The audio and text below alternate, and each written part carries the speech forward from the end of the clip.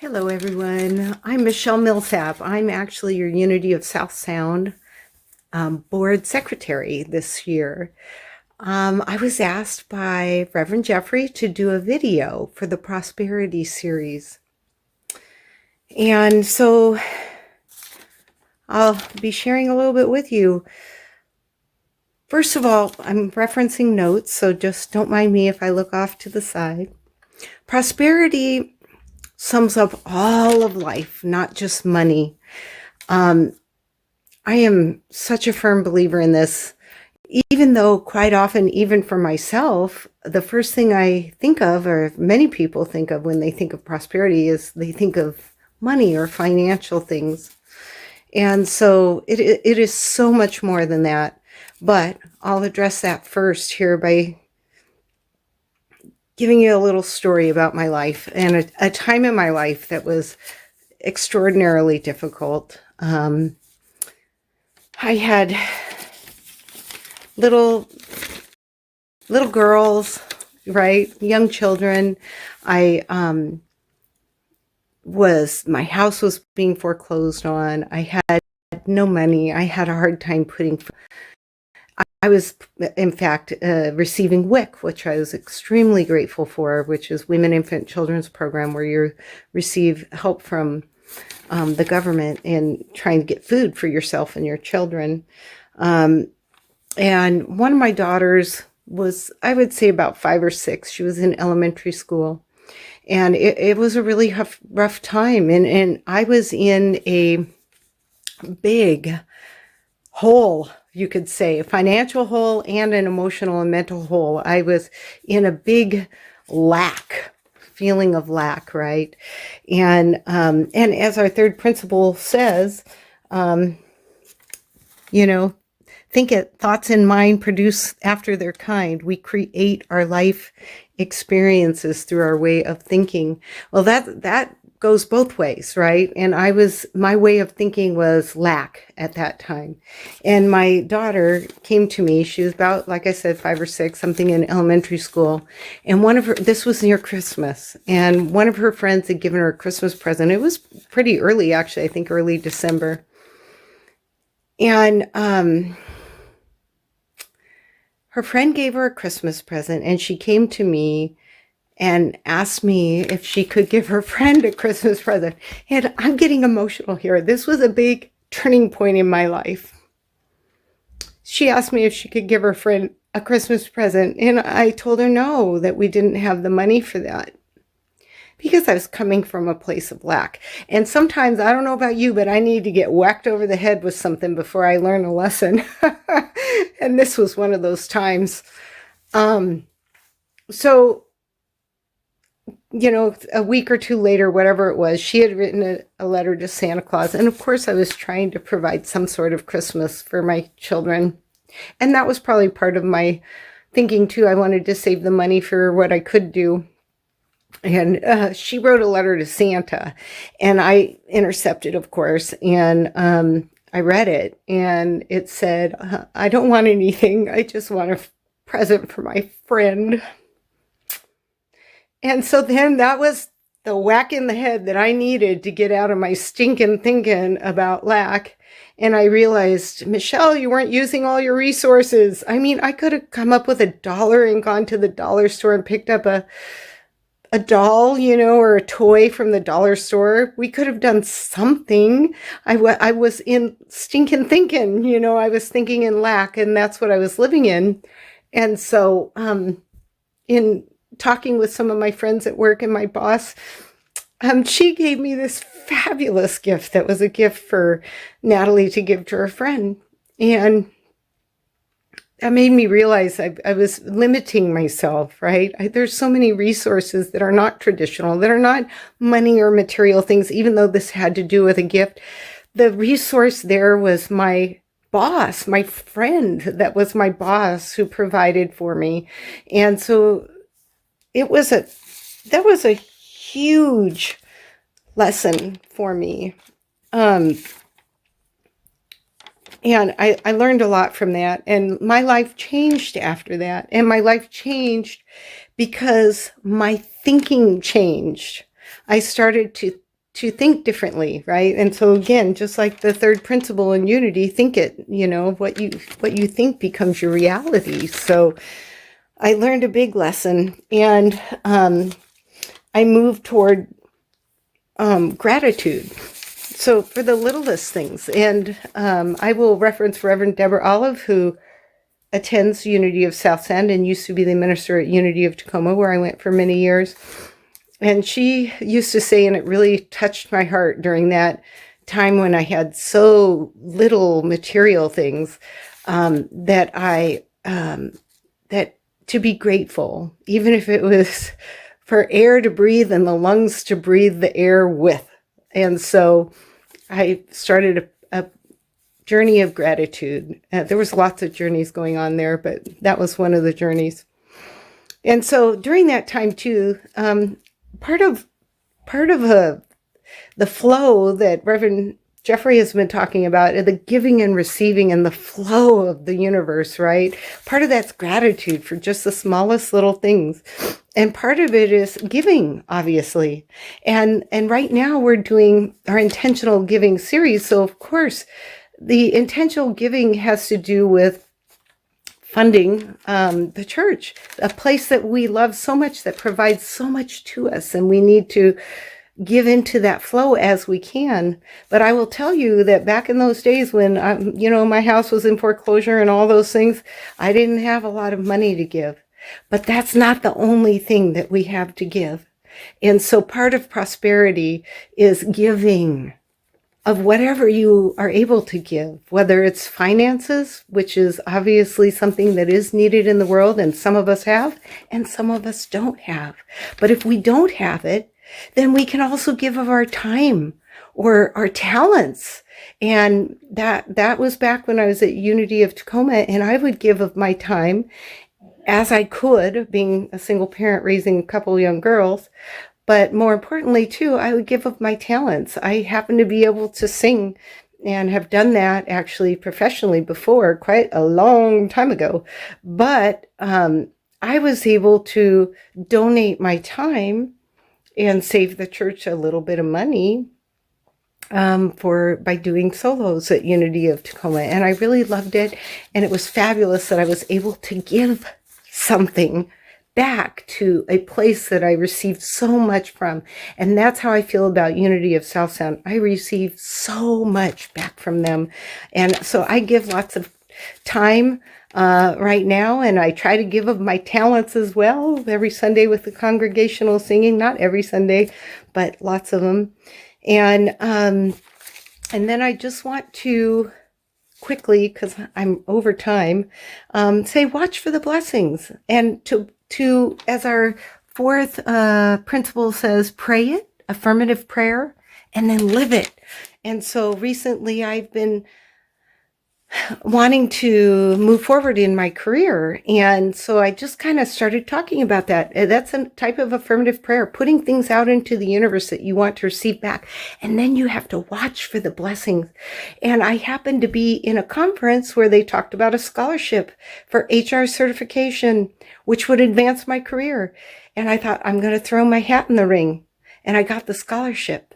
And then the other thing, live it, means God expects you to do your part. You have to do what's needed. Do your work. Do what you can to bring to life the things you want and to bring that prosperity back into your life. And so I did the work. It was hard work, and I got certified. In fact, got double certified. So that's pretty exciting. And now I'm hearing news that there might be some exciting things happening in my career. So there's my testimony for you. And I would just say that whatever time, talent, or treasure that you have, give it freely into the universe. Give it freely into the communities where you receive so much back, like here at Unity of South Sound. I almost said Universe of South Sound. It really is kind of a universe, and it's a family. And I love you all. And thank you for hearing my story. Good morning, Unity of South Sound. How is everybody this morning? My name is Ruth Rogers, and I am currently serving as the president of the board at Unity of South Sound, and I want to start by thanking Michelle Millsap for that beautiful sharing about her journey of faith and prosperity. It was very touching. I very much relate to Michelle. I met her, over 20 years ago at Unity of Tacoma, and at the time we were both single mothers, so I really related to her story very personally. So thank you, Michelle. I also want to make a quick announcement.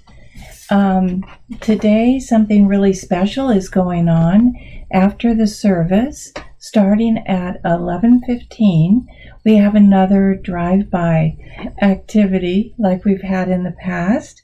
So this one is put on by the youth again, and it's called Palms, Pancakes, and Prosperity. So we invite you to join us today at 11:15, as our youth will be hosting this awesome Palm Sunday event in our church parking lot. And yes, it is Palm Sunday, 1 week before Easter. Hard to believe. So stop by for curbside pickup featuring palms, pancakes, that's always good, and other various breakfast items lovingly served by our youth, and all for a love donation. Bring your pledge forms. All proceeds will go directly to the Unity Pledge Drive. The parking lot will be closed to actual parking. Just drive by and pick up food on 7th Street going east toward Anderson Street. We're on 7th and Anderson on the corner. All state health guidelines will be strictly followed. And our wonderful youth ed teachers and their director, Jennifer Richardson, and volunteers and parents will be present. So we're looking forward to that. Okay, so let's have an opening prayer just to center ourselves. Okay, so let's close our eyes and join together at the altar of each of our hearts of this wonderful spiritual community, Unity of South Sound. And we take some deep breaths slowly in through the nose and then slowly out through the mouth, bringing in that feeling of peace, of connectedness with each other and all of creation. And we know there is only one power in the universe and in our lives, God the good, omniscience. And we focus on that concept and we remind ourselves all we need to do is choose once again to put our attention there again to the center of our hearts and align with each other that today's experience will be wonderful, both during our presentation today as well as when we join together after church. We have faith that everything is in Spirit's hands. We totally trust and know that for each of us. We send blessings and peace and comfort to all those suffering in the southeast from all of the tornadoes that have passed through there recently. And we also send our love, comfort, and support and peace of God to all those children who are migrating and are in the different centers in the just in the southern part of California and in Texas and other locations. We send our blessings and love, knowing that the way is prepared for all involved, for everyone concerned. When we send our love out from Unity of South Sound to our neighborhood, to our region, to our state, to our world, as we all work on becoming vaccinated and safe and following rules so that we can once again interact as we used to. So for this and so much more, we thank you, sweet, sweet Spirit. Thank you, thank you, thank you. And so it is. Amen. So today, I've been asked by Reverend Jeffrey to talk about what is the relationship between faith and prosperity.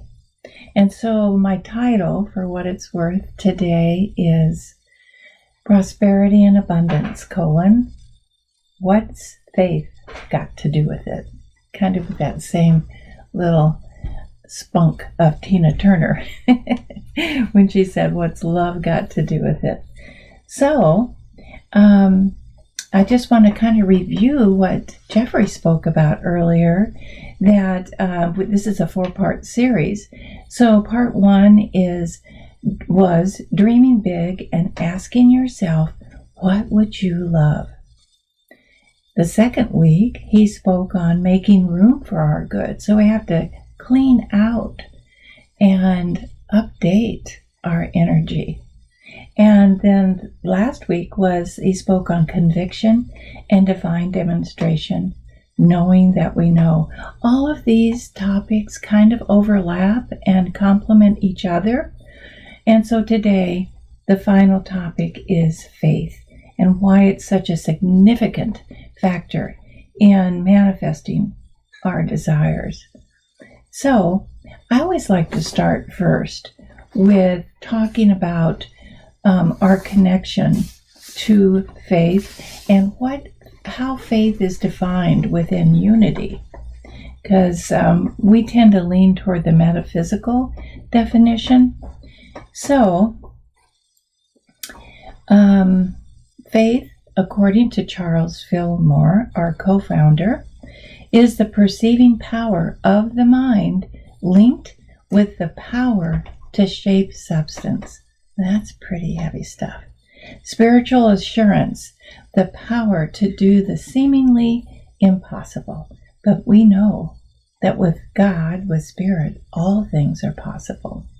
It's a magnetic, and this is important, it's a magnetic power that draws unto us our heart's desire from the invisible spiritual substance.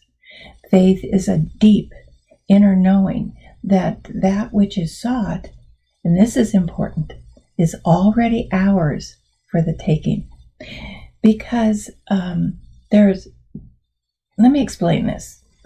In spirit, everything already exists in potentiality. So in the unmanifest level, where it's just the one, the absolute, as it's referred to, and it's the only area that doesn't change in philosophy and in physics. And then that gives rise to duality, and that's when we have this relative world that we operate in. And so we never want to forget that deeper level. That's the foundation of our faith. And the way that we don't forget is to pray and meditate regularly, contacting that level and having our thoughts that we want and our desires that we want to create come from contacting that level where all things are made and all things exist and all kinds of possibilities and potential exist in spirit. And since there's only one power and one presence, God the good omniscience, God is within us.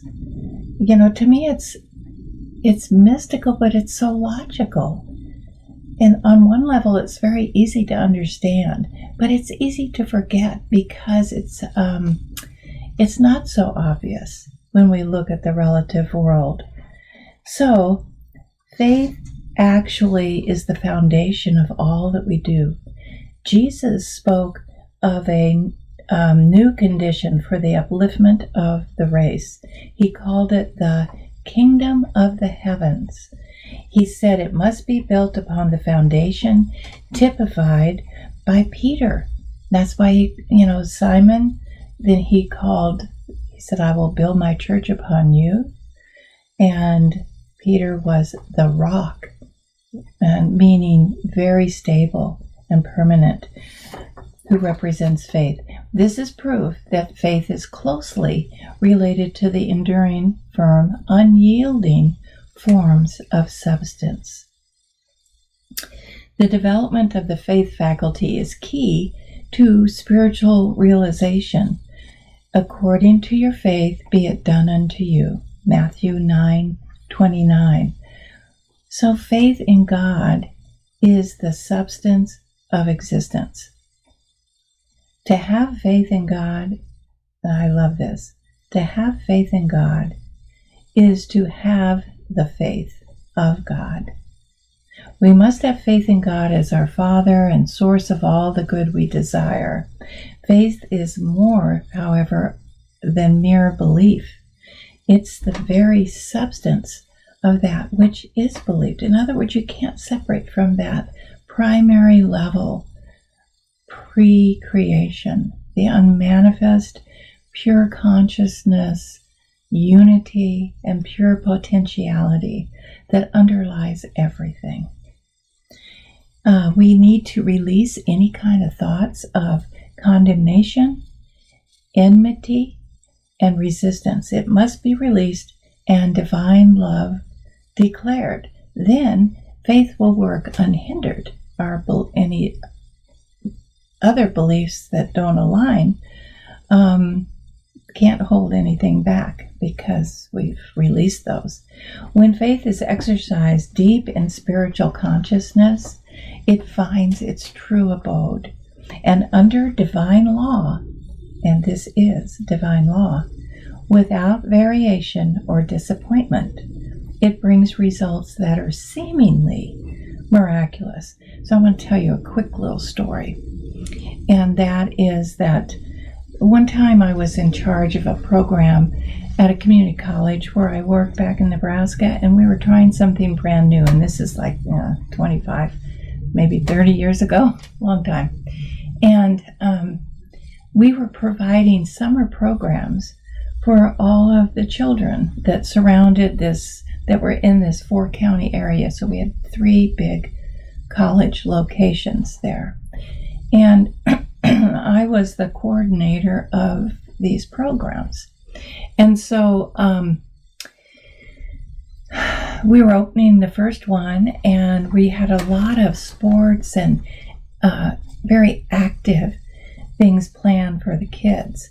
And so I went early, and I got with the custodian, and he had the keys to everything. And so I asked, would you open where all of the sports equipment is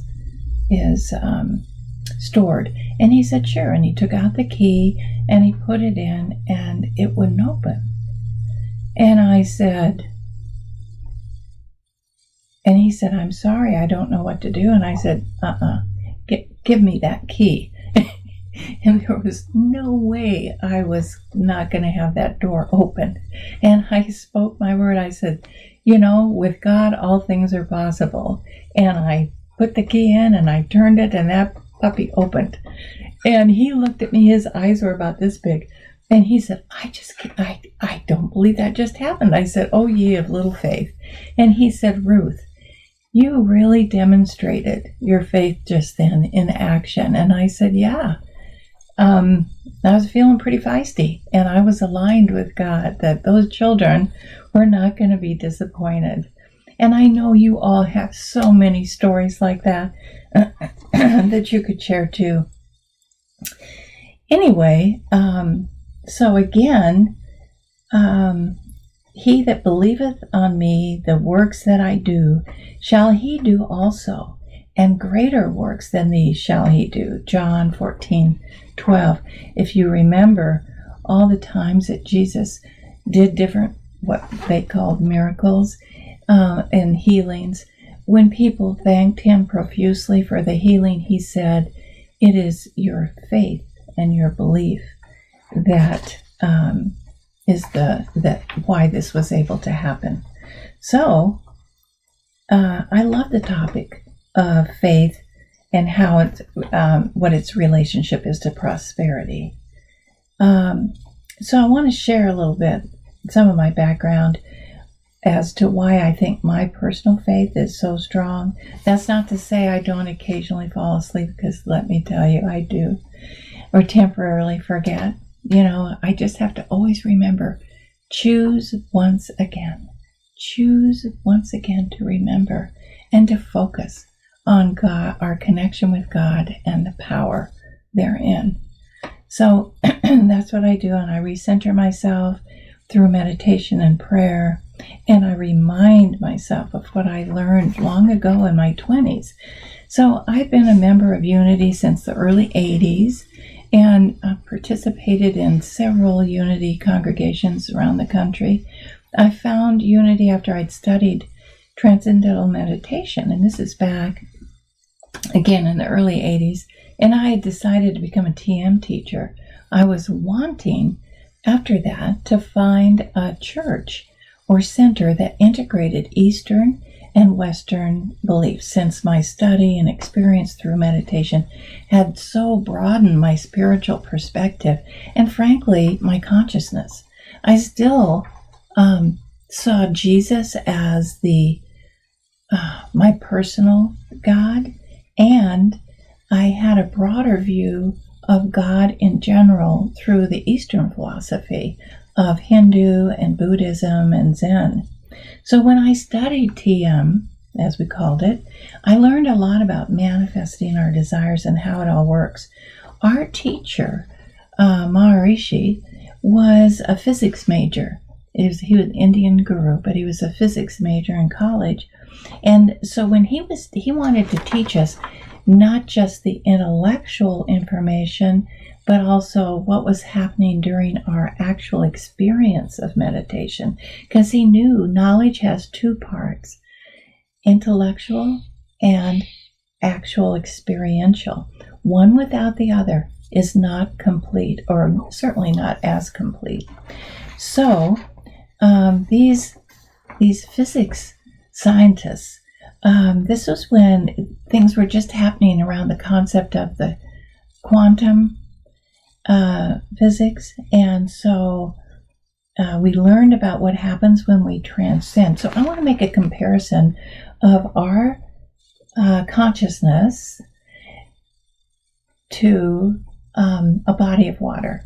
So at the surface of the water, just like at the surface of the mind, there's lots of activity, right? And it can be kind of chaotic. And in terms of our mind, we don't think as clearly when that's the case. So in the body of water, as we go deeper to the bottom of the pond or the ocean, whatever kind of water you want to think about, it becomes quieter. There's less and less activity and more silence until you get to the bottom where there is absolutely no activity. That's the level in quantum physics that Maharishi and the scientists refer to as the unified field or pure consciousness, that it's a field of infinite possibility. And in philosophy, and religion, they refer to this area as absolute. There is only one and there is no change. Then the minute you move out of that into manifestation, that's when you have two, and you have that activity of a positive in energy and negative charge. And you have to have that to have something manifest in our relative reality. So that's why we always have opposites. And that's what's so confusing sometimes. But if you have the knowledge intellectually and experientially from meditating and praying of that oneness that we talk about, and I love that the name of our philosophy is unity, because we know that even though it's invisible, we know that is underlying everything. And that knowing is faith. So, and again, we can become confused and sucked into this relative reality, and yet we just have to remind ourselves. That's why we go to church. That's why we sing beautiful songs and read scripture and share personal experiences of overcoming obstacles of duality based on going back to connection, to unity, to spirit, to God. So that level is, let's see, I wanted to go back to this one piece. So that oneness of pure consciousness, or the unified field, we saw that through the lens of physics. And they did a lot of science. TM was the first one to fund all of so many studies since the 70s on different levels of consciousness. And what they found was when people did that type of meditation, their brain waves became more coherent. And that affected everything, because literally less chaos. Maharishi, when I took my classes with him, he always started everything with beautiful classical music, because it also has that impact on the mind. And we started every class with a brief meditation. So we were coherent, we were centered. It's just so beautiful. They actually have K through 12 school at the headquarters of TM that does that same thing. So the more coherent our thinking is, pardon me, connected to that level of pure consciousness, what I call spirit, the easier it is to create substance out of the unmanifest, or pure consciousness. So the more refined your consciousness becomes, the easier it is to manifest your thoughts and your desires, and the quicker. Understanding this from, again, intellectual as well as experiential level, having physicists explain why, built a very deep faith, belief, and experience that this is absolutely true. Pun intended, the absolute. So, I have lots of stories about how wonderful things have come about. One of them is how we got this house that I'm speaking from right now. I was in a prosperity class. I take every single one of them because we can always learn more. And we had picked two places out in this 55 plus park. One of them was slightly smaller than what we wanted. The other was bigger, but not as modernized. And neither of them had a really good location within the park in terms of traffic and noise. And so I got to thinking, I was torturing myself, that chaotic mind. I was up on the surface level.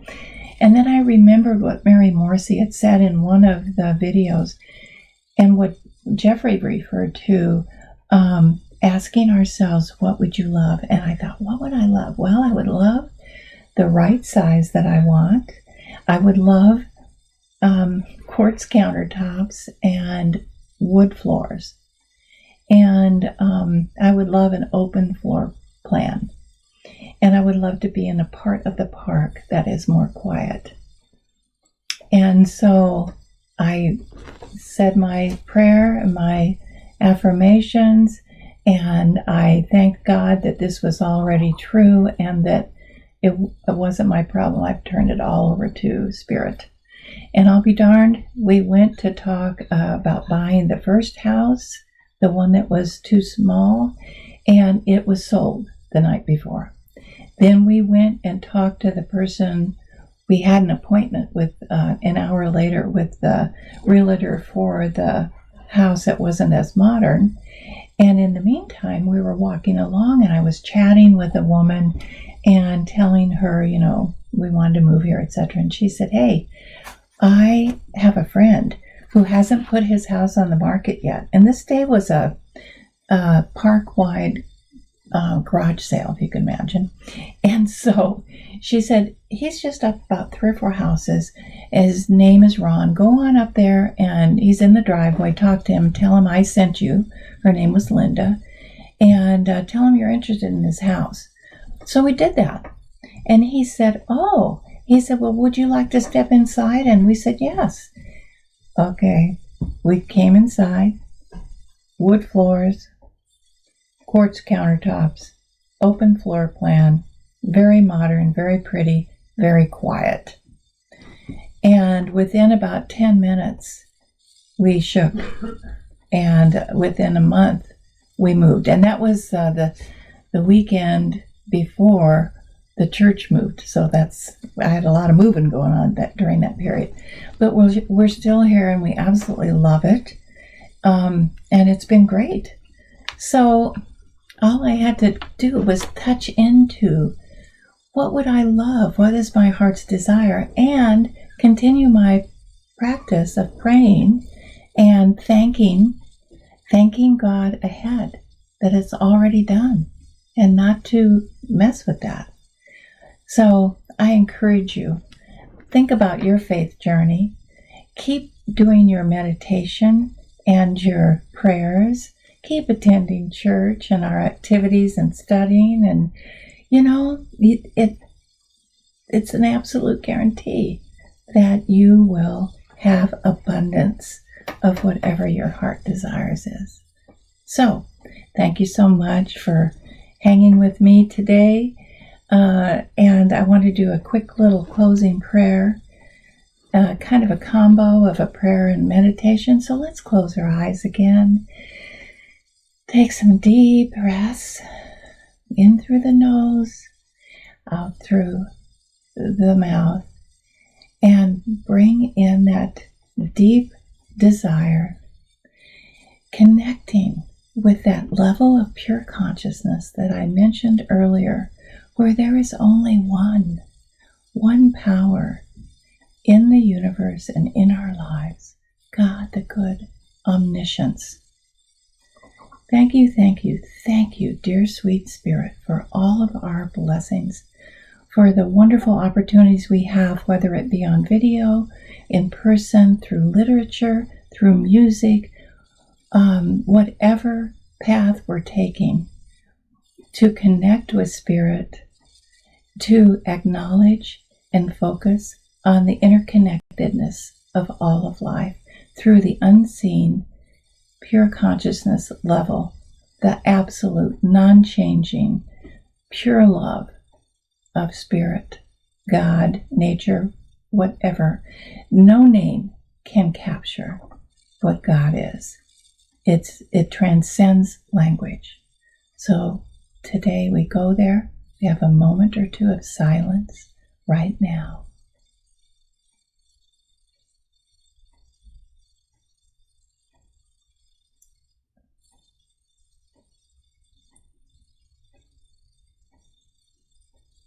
And again, we breathe deeply. We bless all those folks all over the world who need comfort and support. And we are renewed in our faith, in our spiritual practice, as we look forward to the coming of Easter, once again, that beautiful rebirth of all that matters. Thank you, God, and so it is. And don't forget, let's come together and do the drive-by for the pancakes, the palms, and the prosperity, and renew our pledge to this fabulous, wonderful Unity of South Sound. Thank you so much for tuning in today, and I look forward to interacting with you either this afternoon and or next Sunday as well. Many, many blessings. Amen.